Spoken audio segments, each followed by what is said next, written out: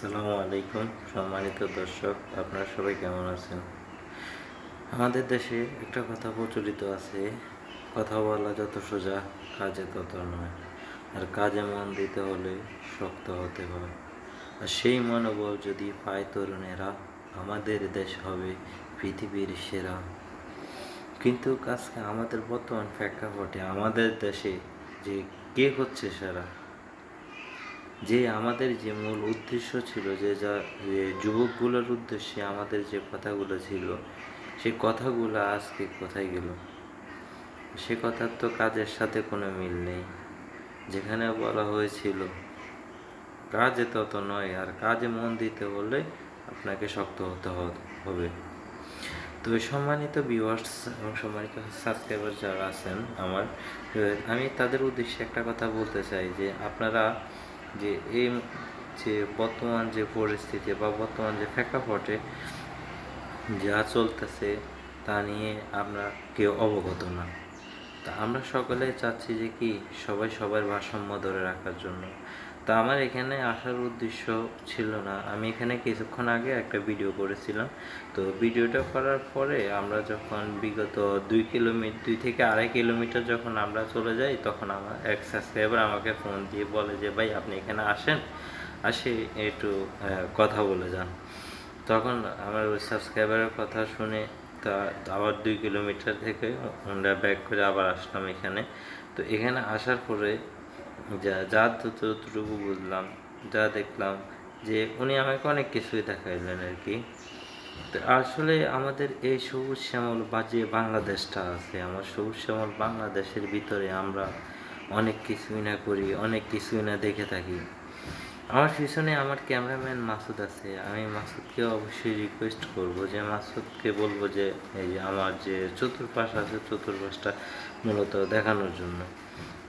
তো স্পেসিফিকলি মূলত যেটা হয় যে আমরা যেটা করি, যে অনেক সময় আমরা ভুল জিনিসটাকেও আমরা কিন্তু সঠিকভাবে আমরা মেনে নিই। আসলে সেই জিনিসটা কিন্তু সঠিক নয়, সেই জিনিসটা ভুলে হয়ে থাকে, সেই জিনিসটা সঠিক হতে পারে না।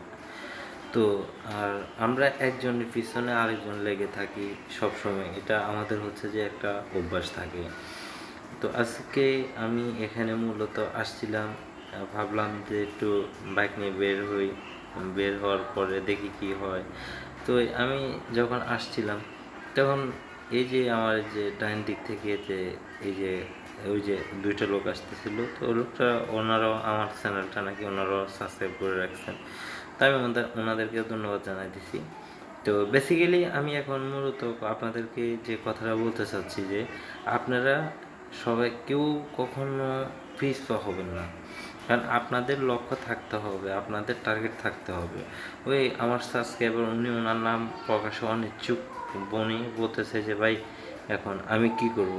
ওনার প্রায় মোটামুটি একদিক দিয়ে প্রায় ওনার প্রায় 300-র মতো সাবস্ক্রাইবার হয়ে গেছে, 300 কি 350 হবে মেবি সামথিং।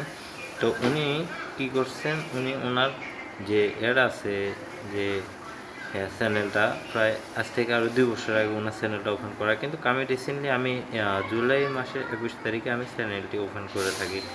তো চ্যানেল ওপেন করার পরে যে মূল ঘটনাটা, যে আপনাদের এত তাড়াতাড়ি যে আমি যে এতটুকু ভালোবাসা পাবো সেটা আমি কখনো কল্পনা করি নাই, বা আমি এটা কল্পনা তো আনতে পারি নাই যে আপনাদের ভালোবাসা পাবো বা আপনাদের থেকে আমি একটা সাপোর্ট পাবো। ওরকম কোনো এক্সপ্রেসিভলি মানে আমার ওরকম কোনো প্ল্যান ছিল না।